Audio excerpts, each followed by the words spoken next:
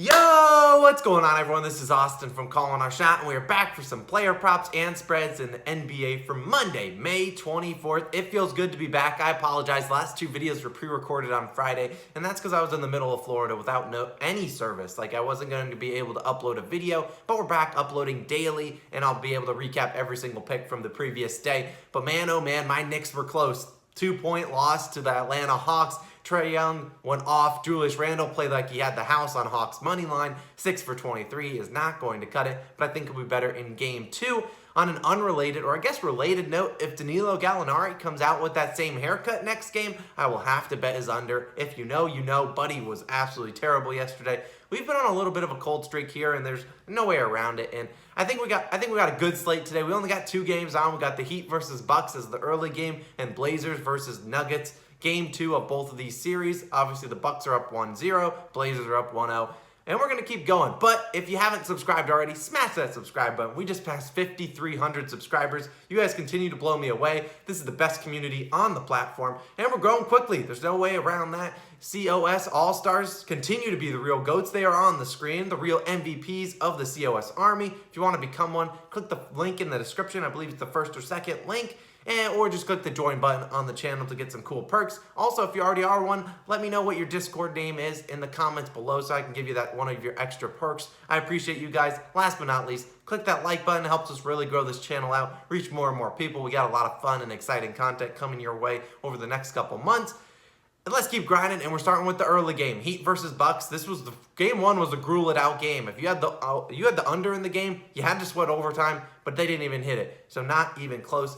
And thanks to a last-second shot by Chris Middleton, the Bucks did win this game and went to overtime. Under still hit. Like I said, it was a big pillow fight. No one shot pretty well, except for the Heat from three-point line. And we're going to start with the Greek Freak. Giannis, over 29.5 points, sitting at minus 120 value. And there's no way around it. Giannis struggled in game 1, 10 for 27, 6 for 13 from the field. He did not play too well, and they still were able to get a win. And, you know, he did not hit his normal shots that he normally would do in the paint. I wish I knew the ESPN stat of how bad he was in the restricted area. But if you look at Giannis, this season, besides that game, he has shot 21 or more times in 17 games. And he has hit his over in not 1, not 2, not 3, all 17 games. Yes, he has scored 30-plus points every single time he shot 21 or more times. Except for that one game against the Heat, I think he's going to shoot a lot better. And if he wants to shoot 10 for 27 again, I'll happily accept my L. If you look at the numbers, he should easily shoot. I mean, he shoots, I don't know what his overall field goal percentage is, but it's well over 50%. I think he easily hits this today. Giannis over 29.5 points. He's going to shoot a ton of shots, and I think we're going to get it today. Today, we are getting Greek Freaky. Take Giannis and his points. On a side note, a Giannis 25-plus points and Chris Middleton 20-plus points seemed pretty enticing. It's plus 107 value. I did like that, but I won't make that an official play. Moving on, Giannis over 29.5 points. Let's get Greek Freaky. Moving on to his teammate, Brook Lopez, and I know this is a sketchy line. Over 4.5 rebounds, it is juiced, minus 134. But it's juiced, and here's why. Brook Lopez, he's been playing a lot more minutes than normal. Obviously, it is the playoffs, so he should shoot more and more minutes today. If you look at his last 7 games, he has recorded 6-plus rebounds in 6 of those 7.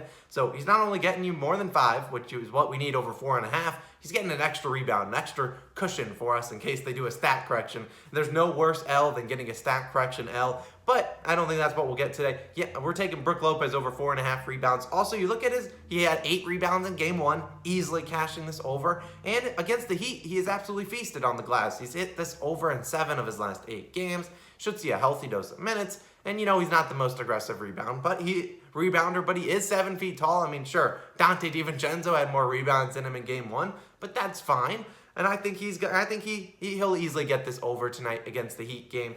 Against the Heat, you look at his recent performance against them, as well as everything combined. We're taking Brook Lopez over 4.5 rebounds. I'm accepting the juice, minus 134, and I don't care. As you can see, we picked 2 Bucks props, so it's obvious we're on the Bucks, minus 4.5 versus the Heat. Sure, you could talk about how Jimmy Butler played bad, Bam Adebayo played bad, but the Heat as a whole, they played pretty well. You look at it in game 1, a lot of things didn't go the Bucks' way. Obviously, Giannis, terrible. They also missed 13 free throws as a whole, and the Bucks could not buy a three-pointer. The Heat were knocking them left and right.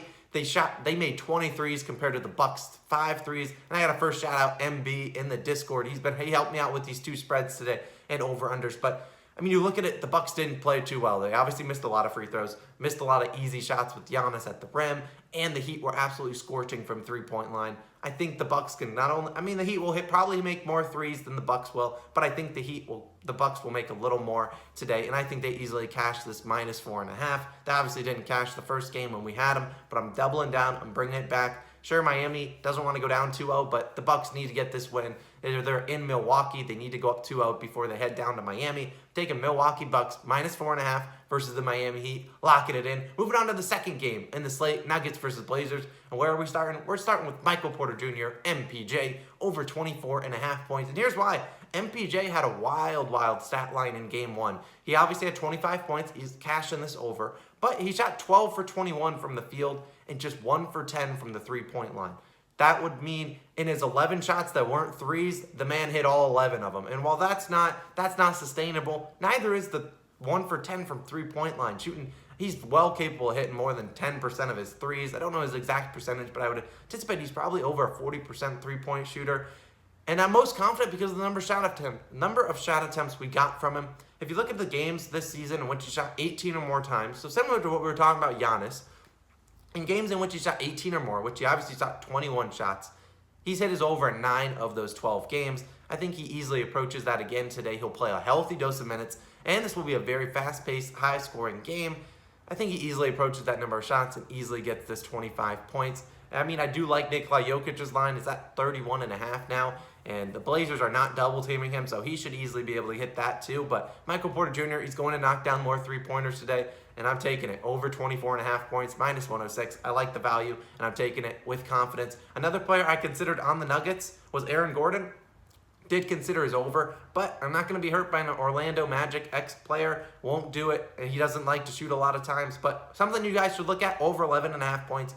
He hit that last game, shot 16 times in game one. If he's going to get that many shots, he should be easily able to hit it against this weak Blazers defense, but not making that an official play. Moving on, Michael Porter Jr., we had over 24.5 points. Next one, Jusuf Nurkic, a Portland Trailblazer, over 3.5 assists, -104. Got to shout out DFS Prop Bomb on Twitter for this one. Nurkic cashed this easily in game one, 5 assists. And if you look at when he returned from injury, he averaged 3.7 assists per game on just 24 minutes. So naturally, in the postseason, he's going to see more and more minutes. And when he has seen 28 or more minutes, he has cashed this over in 10 of his 11 games. He did it in game one when he saw that many minutes, and he should again do it in game two. Obviously, this will be a fast-paced, high-scoring game we've talked about with MPJ. And I think, though, I'm locking it over 3.5 assists. That's not asking for a lot.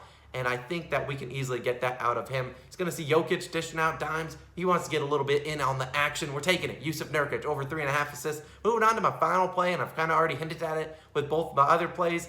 Nuggets Blazers, over 226.5 points.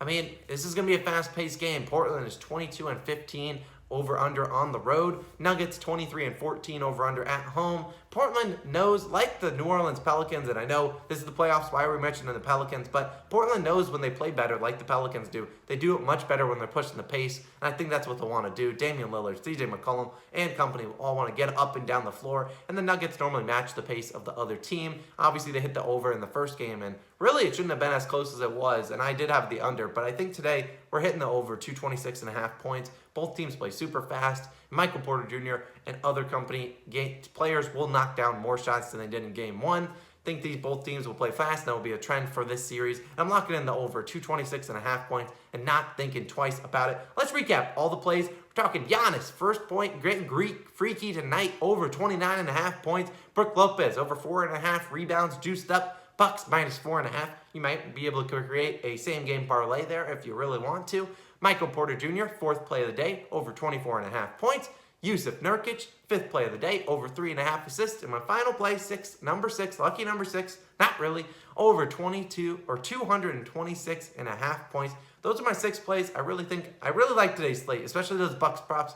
I think we can sweep the slate in the Bucks game. Probably not. Probably go 0-3. Heat will destroy them per usual. But I really appreciate all you guys' support. You guys have been absolutely killing it. This has been Austin. I'll catch you guys again tomorrow for some more player props and spreads in the NBA. I haven't even looked at tomorrow's slate, but hopefully have more than 2 games. But I think we do, actually. We have 3 or 4 games on tomorrow, so that's really good. You'd love to have a couple games to pick from. But as opposed, let me know your favorite plays in the comments below. Knicks will get them back in game 2 whenever that game is. I appreciate all your guys' support. You guys have been the absolute best. Let's hit 5,400 subscribers today. I know you guys can do it. This has been Austin. I will catch you guys again tomorrow. Let's make some money today. Peace.